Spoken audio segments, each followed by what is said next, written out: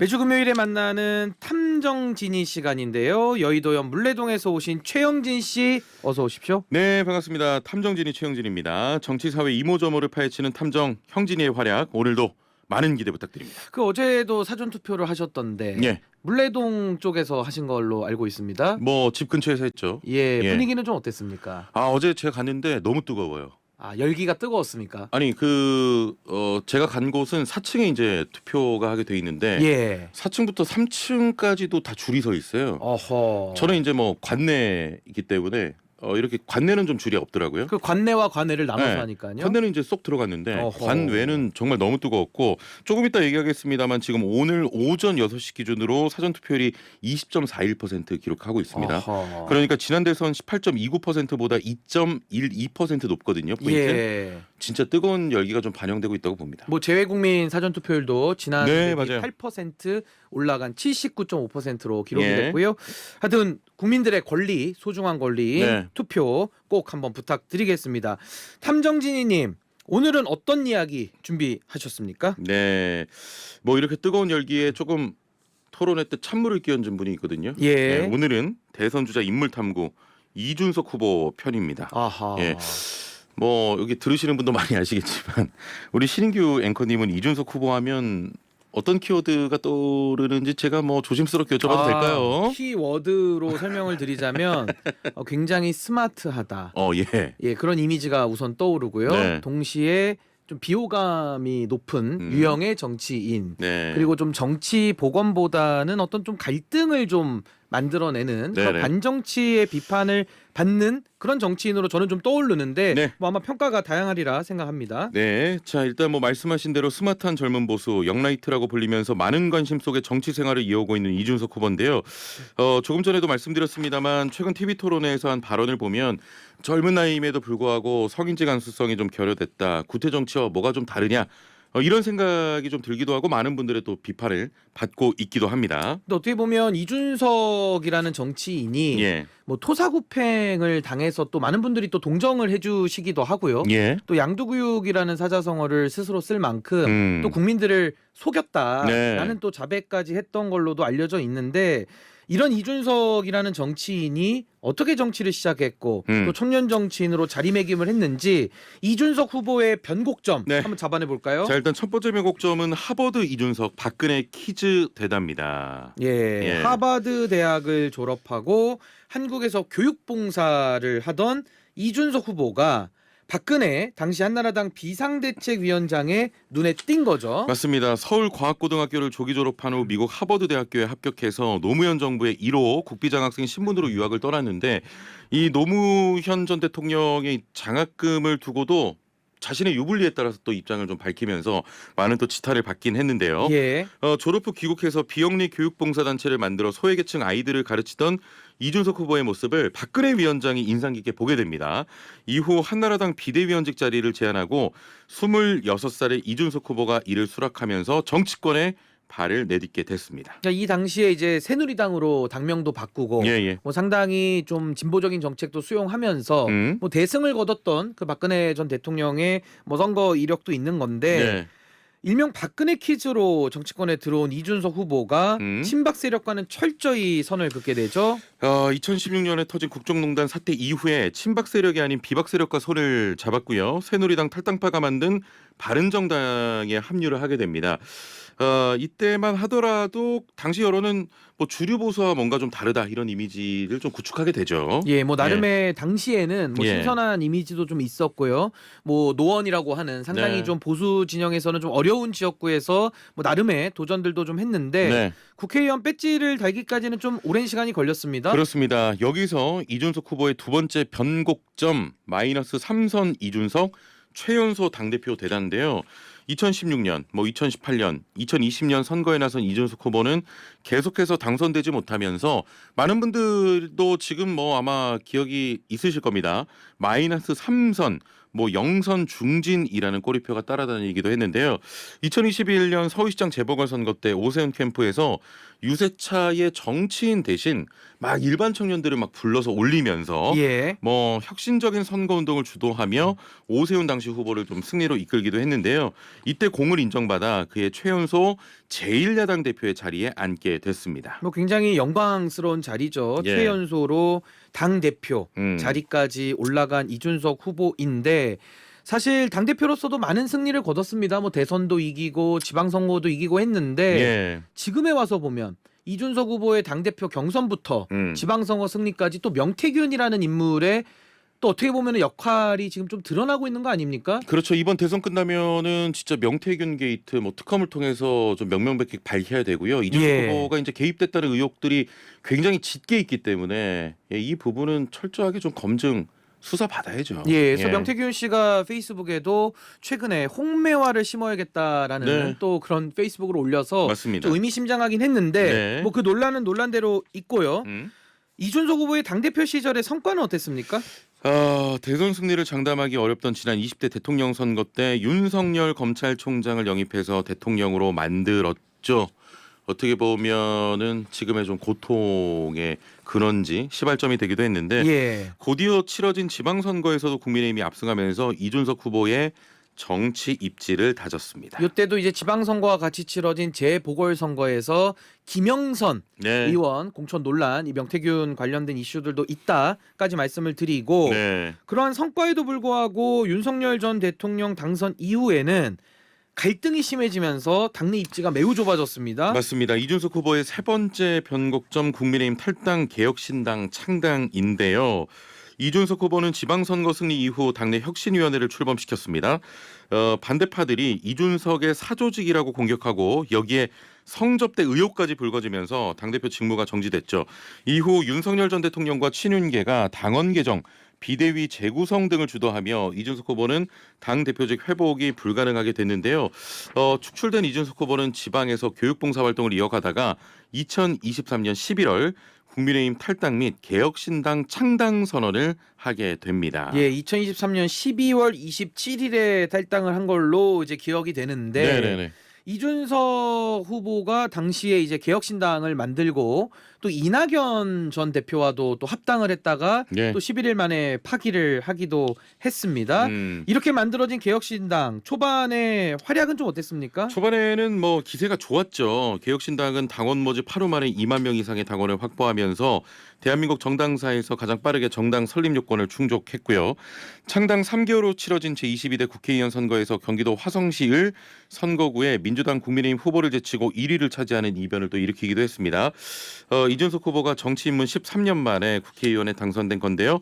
제3지대 정당 후보로서 유일하게 단일화 없이 거대 양당 후보들과 3자 구도로 겨뤄서 승리하는 결과를 기록하기도 했습니다. 예, 그러니까 아무래도 이준석 후보 입장에서는 동탄에서도 내가 3자 대결해서 예. 당당하게 당선됐다. 이번 대선도 자신 있다. 아마 이런 태도인 것 같은데 21대 대통령 선거 지금 출마를 했습니다. 예. 이준석 후보 최근 행보 좀 살펴보겠습니다. 우선 어제부터 사전선거 시작이 됐는데요. 이준석 후보는 어제 자신의 지역구인 동탄 지역구에서 투표에 참여를 했습니다. 이번 사전투표 매시간 역대 최고치를 갱신하고 있는데 아까도 말씀드린 대로 오늘 오전 7시 기준으로 20.41% 보이고 있습니다. 근데 이렇게 뜨거운 투표 참여 열기 그 원인이 뭐라고 보십니까? 일단 뭐 가장 기본적인 거죠. 이번 선거는 내란 종식 선거, 내란 세력 척걸 선거고요. 그리고 비정상을 좀 정상으로 돌리는 선거기도 하고요. 우리 사회에 만연해 있는 기득권을 타파하기 위한 선거입니다. 이게 좀 명백해 보이고 아까 전에 저희도 서두에도 말씀드렸습니다만 지금 사전투표뿐만이 아니고 재외국민 투표 역시 역대 최대 투표율을 또 기록을 했거든요. 사전투표율기 또한 좀 뜨겁기 때문에 국민들이 어떻게 보면 이번 선거 굉장히 좀 무겁게 받아들이고 계신 것 같습니다.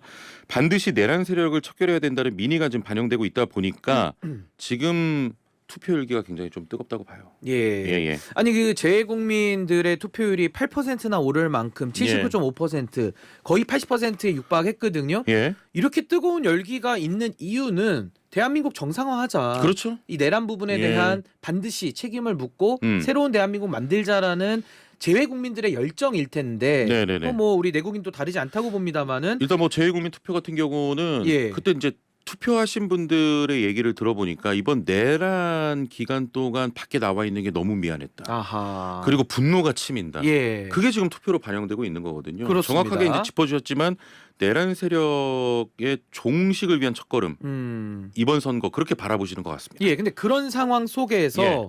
이준석 후보는 대선 주자로서 지금 좀 이상한 방향으로 지금 이 대선 선거를 좀 이끌고 있습니다. 예, 그 한 예. 가지 얘가 지난 3차 TV 토론에서 여성 신체 관련된 아주 그 성폭력적 표현에 대해서 지금 비판 여론이 굉장히 거세게 일고 있거든요. 네네. 근데 이런 상황에서 이준석 후보는 뭐 사과의 메시지를 반쪽짜리는 냈습니다만은 이건 뭐 사과가 아닌 사과 그런 아니죠. 행태를 보이면서 제가 한 질문에 혐오가 어딨냐, 방송과 인터넷 등에 허위 사실을 유포하거나 게시한 이들은 자진 삭제하고 공개 사과하라, 오히려 역공을 펼치고 있거든요. 이런 태도 좀 어떻게 보십니까? 아니 제대로 된 사과를 해야죠. 그러니까 토론회로 다시 시계를 좀 돌려서 가면은 그때 이제 보시는 많은 국민들 이 아이들과 함께 보다가 채널 돌렸다. 이게 무슨 토론회냐? 우리는 미래를 보기 위해서 이번 토론회를 시청했는데 이게 뭐 도대체 어떤 이야기를 하고 싶은 거냐? 혐오의 정치를 왜 자꾸 하는 거냐? 이런 반응들이 많았거든요. 그러니까 이준석 후보는 저는 그 많은 문제 중에 이게 지금 가장 큰 문제라고 보는데 예. 논점을 흐려요. 그러니까 뭐냐면 이 본질을 봐야 되는데 해서는 안 될 말을 대통령 선거 후보 토론에서 한 겁니다. 그러면 제대로 된 사과를 해야 되는데 이게 또 논점을 흐리고 또 뭐 사실이 도대체 뭐냐, 팩트가 뭐냐 계속 이런 식으로 지금 물타기를 예. 하고 있는 거거든요. 이 본질을 좀 아셨으면 좋겠고 제대로 사과해도 모자를 파는 지금 본인들이 또 잘했다고 하는 겁니다. 지금 뭐 그래도 이준석 후보를 잘 안다고 하는 장성철 소장도 이번만큼은 제대로 사과했어야 된다. 이런 얘기 하고 있고 또 김재섭 의원 같은 경우도 달을 보라고 하면서 가운데 손가락 들어서는 안 된다.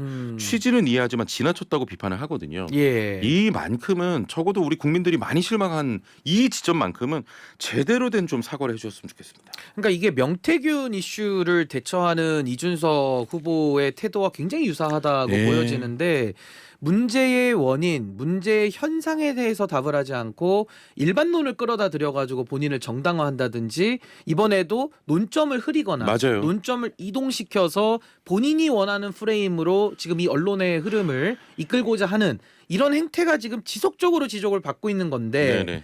이런 가운데 천하람 의원이죠. 개혁신당의 천하람 의원은 이준석 후보를 옹호하고 나섰습니다. 그러니까 지난 2017년 대선 후보 TV 토론회에서 심상정 당시 정의당 후보가 홍준표 당시 자유한국당 대선 후보의 그 대증군제 문제를 지적한 것을 언급하면서 문제가 없다는 식으로 좀 대응을 했거든요. 예. 그러니까 본인들에게 불편한 얘기면 전 국민에게 불편한 얘기고 본인들이 하는 얘기가 안 불편하다는 이상한 특권 의식을 갖고 있다고 말을 했는데 이게 정확한 팩트를 좀 가지고 얘기를 해야 돼요. 그러니까 당시 홍준표 후보는 본인의 자서전에 이 대증분제 이야기를 직접 실었습니다. 그리고 심상정 후보는 TV 토론회에서 대지흥분제라는 단어를 직접적으로 언급하지 않았어요. 그게 이제 다릅니다. 그렇기 때문에 팩트도 아닌 내용 들고 와서 옹호한다.